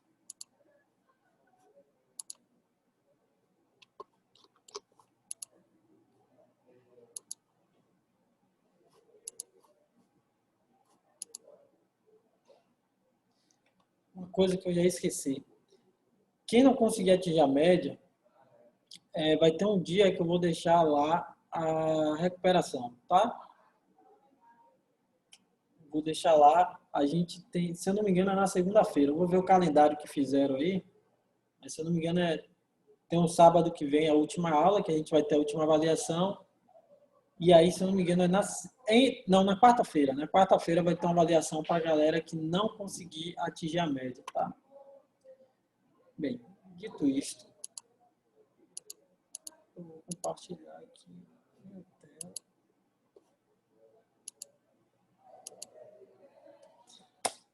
Vamos lá. toda empresa ela vai ter documentos e alguns vão ser assim, vão ter com frequência, né? Toda empresa vai ter e outras nem todas as empresas vão ter esses documentos. Mas é importante pelo menos como eu raciocinar, como eu pensar na hora de produção. Assim, hoje em dia com a internet eu não preciso gravar como eu produzo um documento em minha cabeça, porque se eu esquecer, eu dou um Google rapidinho aí, vou numa fonte boa e vejo ali uma estrutura legal. Mas para poupar esse tempo, você já deve ter na sua cabeça um básico do que você deve respeitar na hora da organização, tá? A gente vai ver a estrutura de um documento ou outro, depois a gente vai fazer alguns, tá? Bem, imagine então um documento enviado para um possível cliente e que tenha erros de português ou mal elaborado esteticamente. Vai pegar muito mal, certo? Por isso, não vamos perder tempo e orientar você em relação a documentos mais importantes que circulam nas empresas. Tá? Primeiro é o seguinte, quando você está fazendo documento escrito, você deve ter um condicionamento formal. Você deve escrever de maneira formal. Tá? E existem alguns pronomes de tratamentos que são mais indicados para a gente usar. Bem, o primeiro é o Vossa Excelência. Com certeza você já viu algum deputado dando show lá na TV Câmara ou algo parecido, chamando o outro de Vossa Excelência. Né? Vossa Excelência, o senhor que vai para o inferno. Vossa Excelência, com todo respeito, o senhor é um brincalhão. Eles costumam chamar um outro de Vossa Excelência para parecer cordial, né? Mas, na verdade, o Vossa Excelência ele é usado principalmente para o presidente da República, o nosso atual é o presidente Bolsonaro. Né? Para o vice-presidente, que é o Mourão, né? E para ministros de estados, governadores, vice-governadores de estado e do Distrito Federal e as autoridades similares. Tá? O vocativo para eles é excelentíssimo. Então, assim, agora com vocês, o excelentíssimo presidente Messias Bolsonaro. Né? Então, o termo que você ali usaria. Beleza? Um termo que a gente usa com frequência também, de maneira educada, e vocês podem usar nos termos, é senhor. Tá? Senhor, o senhor, a senhora. Você vai ter alguns historiadores que não vai concordar muito com esse tipo de termo, tá? Porque é uma expressão que vem de um momento histórico que não é muito bem quisto, tá? Provavelmente vocês estudaram o regime feudal e o período absolutista, né? Então, esse termo de senhor e senhora vem muito ali da Idade Média, principalmente do regime feudal ali. Se você não estudou isso ainda na escola, um dia você vai estudar sobre isso. No have problem. Então, tem um exemplo aqui. Ó. Excelentíssimo senhor deputado João da Silva. É um exemplo, né? Quando eu vou... É vocativo, tá? Então, quando eu vou apresentar ele, eu vou usar ali o excelentíssimo. Ou quando eu vou escrever isso, falando sobre essa pessoa, me referindo, né? Referendando sobre ele. As demais autoridades serão tratadas com o vocativo senhor, seguido do cargo respectivo. Então, senhor secretário, senhor diretora, senhor gerente, tá? Quando você estiver na empresa, você tem que usar, por mais que você tenha muita amizade, às vezes é uma empresa pequena, tal, mas você precisa ter esse discernimento, né? Eu sei que às vezes é estranho, principalmente quando a pessoa é seu colega, né? Teve uma vez que eu estava treinando na academia que eu trabalhava, né? Eu já tinha largado, eu estava treinando lá. E aí chegou um colega meu que ia pegar o turno, né? Tinha acabado de pegar o turno. Aí eu estava com alguns alunos também treinando junto. Aí eu falei, professor, e aí, como é que você está? Tal. Aí os alunos todos começaram a rir. Os alunos todos começaram a rir e falaram, oxe, por que você chama ele de professor? Você também é professor, não sei o que. Eu falei, sim, mas eu não estou no meu horário de serviço. Né? O cara está em trabalho, eu tenho que tratar ele com respeito, eu tenho que tratar ele com educação. o profissionalismo, porque agora quem é o professor no momento é ele. E eu posso chamar, né, e até apropriado que eu chame ele assim. Então, assim, às vezes a pessoa tem até o mesmo cargo que você, mas ali é horário de serviço. E mesmo que ele tenha o mesmo cargo, ainda dá para você ser formal, porque você está dentro da empresa, você está dentro do ambiente de trabalho, tá? Não é nada incomum isso não, tá? E quando eu digo tratar, não é só no escrito não, tá? Também no verbal, né? Se você estiver verbalizando, seja o mais profissional possível, tá? Por mais que depois você vai sair para dar uma volta com um colega de trabalho, tá? Vossa Senhoria é usado em tratamentos respeitosos às pessoas com grande prestígio, como vereadores, chefes, secretários e diretores. Esse pronome é também utilizado em textos escritos oficiais, como correspondência comercial, ofício, requerimentos. E aí tem um exemplo, senhora diretora.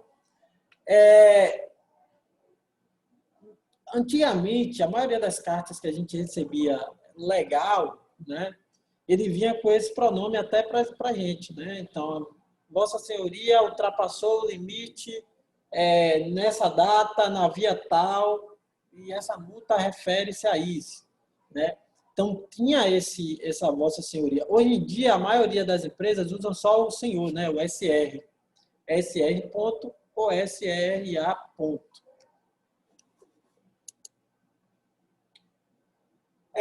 A partir de agora, vamos passear pelo mundo dos documentos profissionais e aproveitar para rever ferramentas que aprendemos até agora.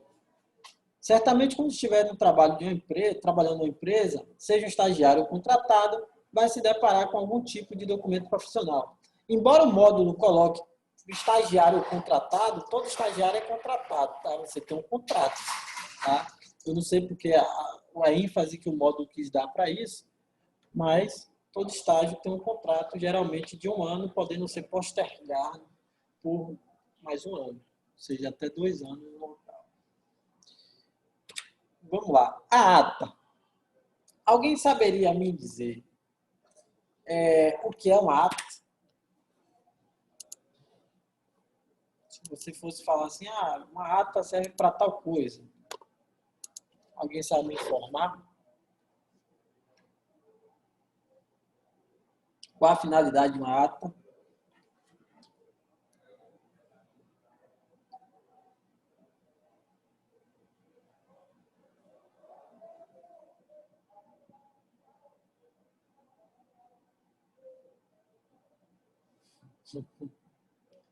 O nosso historiador, Lyron, diz que não faz ideia.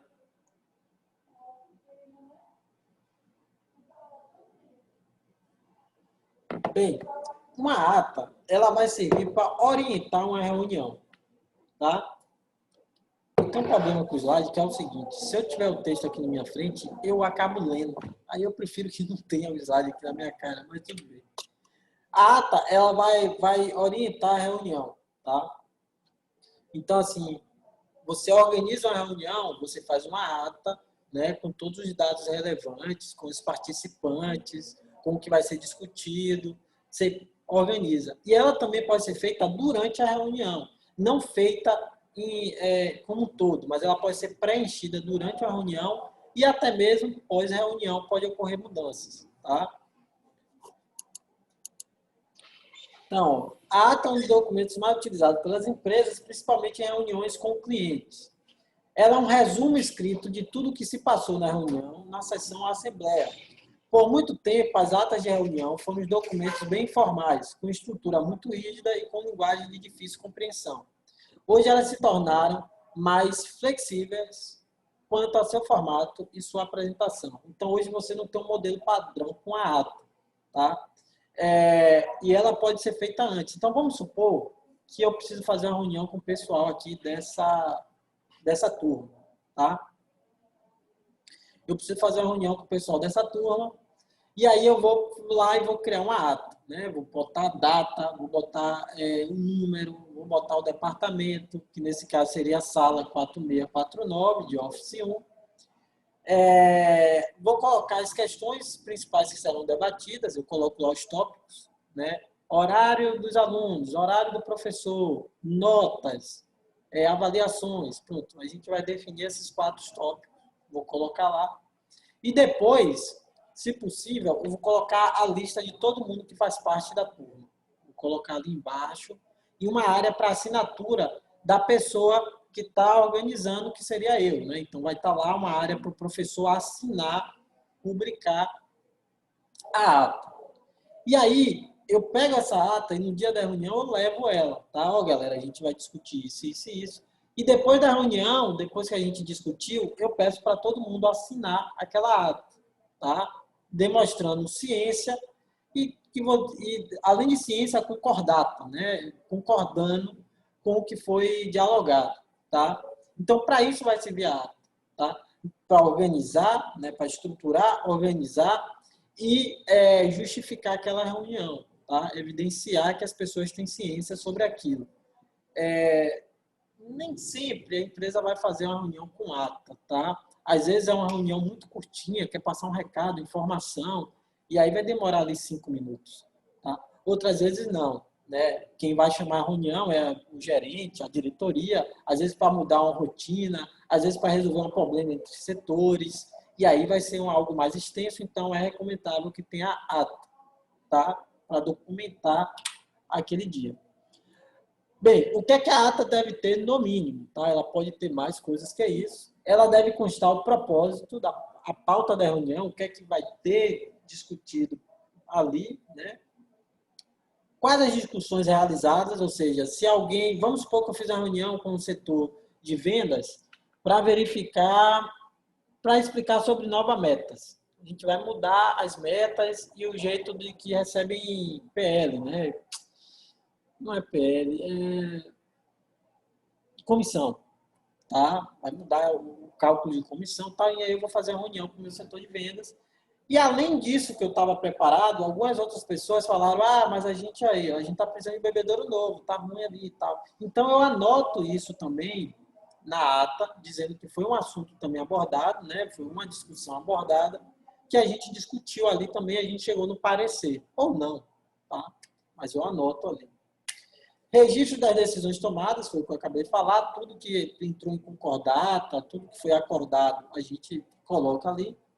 Os compromissos e prazos feitos, se a gente estipulou uma data, vai ter que estar lá a data para cada compromisso que foi concordado. Deve constar data, horário, local e objetivo. Nome do presidente da reunião ou de quem secretariou. Na verdade, é quem solicitou a reunião, ele vai ter ali o nome, tá? E quem ministrou, em alguns casos também, tá? Porque às vezes nem necessariamente a pessoa que chama a reunião é a pessoa que ministra a reunião, tá?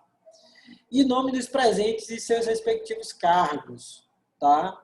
Se for de uma equipe, de um grupo pequeno, né? Se for, por exemplo, uma Coca-Cola da vida, cada empresa tem quantos funcionários? 2.000, 3.000? Então, ali é quando tem uma quantidade menor ali de pessoas, tá?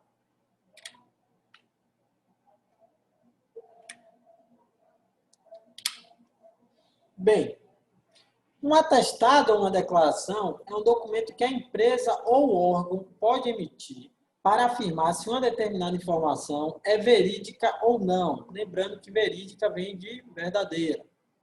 Trata-se de um tipo de comunicação feita por uma determinada pessoa em favor de outra. Ou seja, eu não posso emitir um documento que me favoreça ou que sirva para mim mesmo. Isso não existe, né?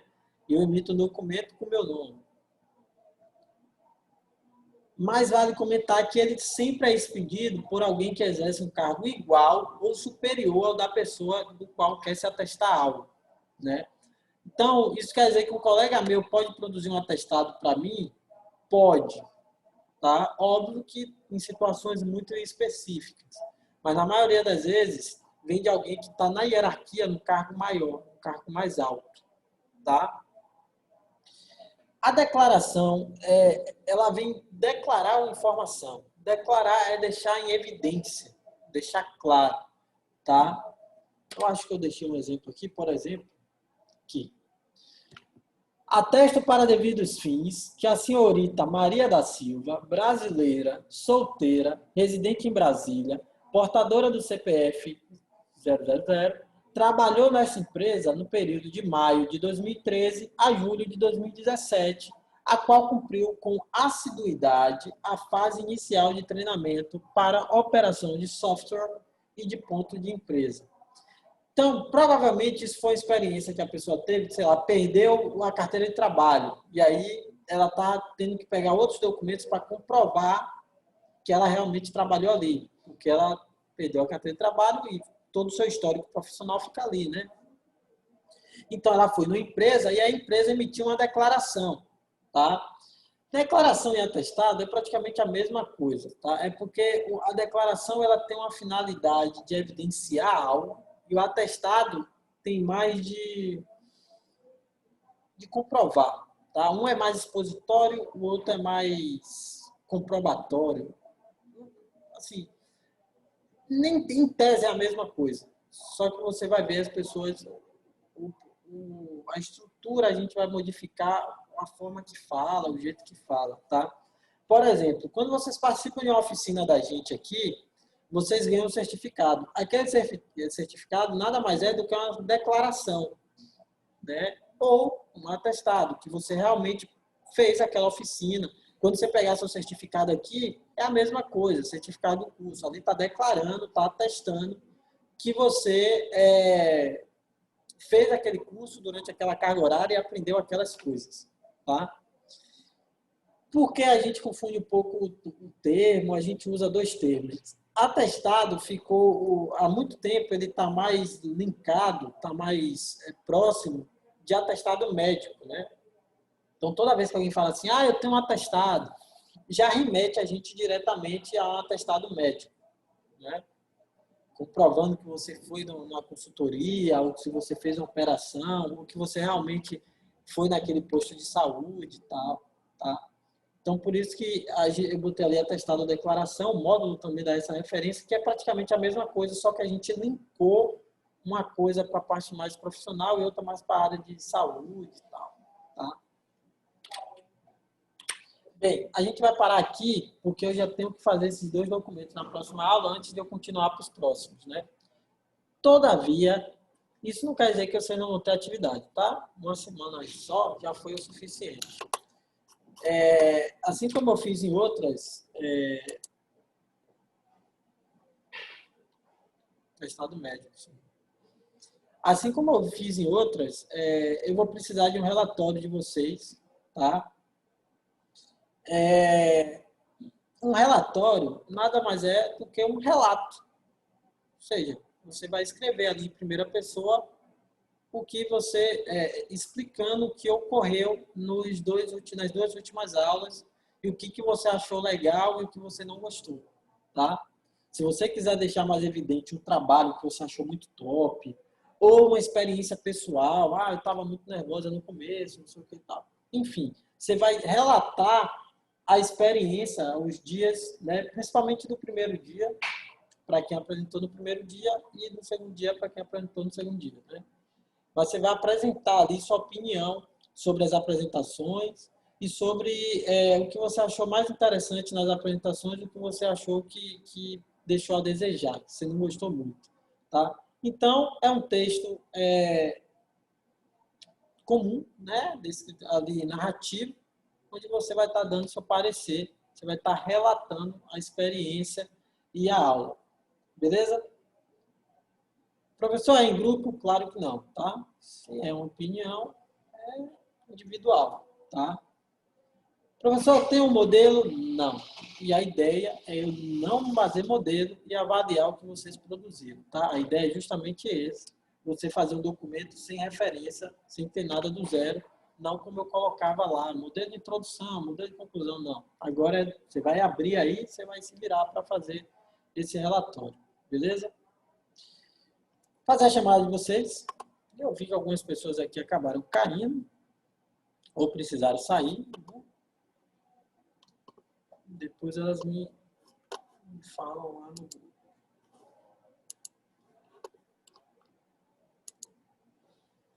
Alexandre, tá aí?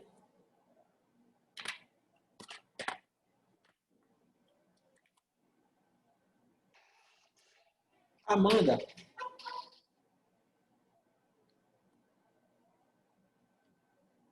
Valeu. Bianca.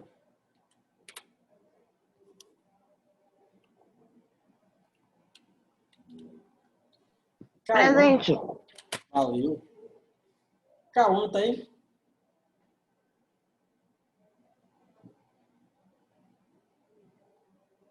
Esse de hoje? Coloco.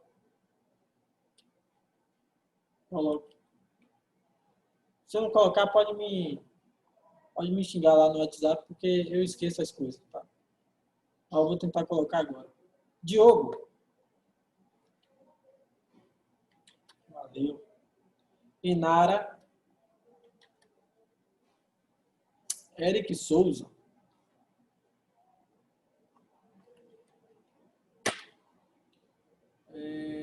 Felipe Almeida Araújo. E Felipe Almeida Silva Santos.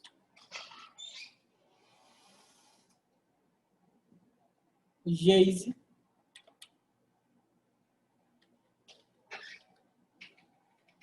Fernanda, tá aí? Não, Fernanda tá caindo. Giovana. Giovana também não apareceu. Vou falar mal lá para ela. Guilherme Rodrigues. Joana. Joana saiu com a mãe. Agora que eu lembrei também. João Victor.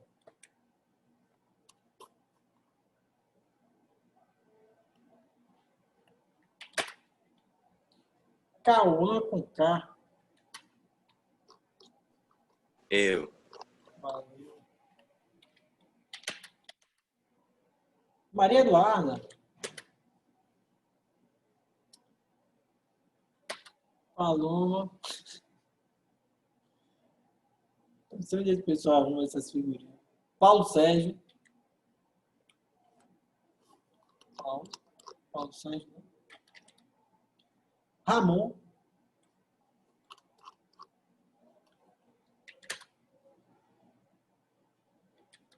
Stephanie.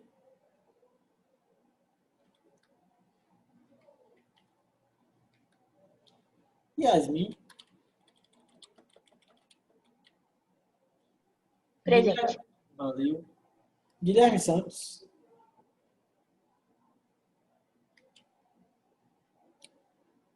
Milena Keila.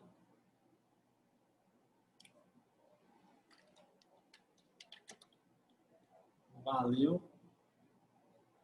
Herbert.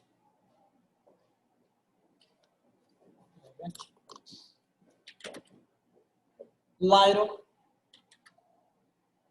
Eu. Valeu, Alan.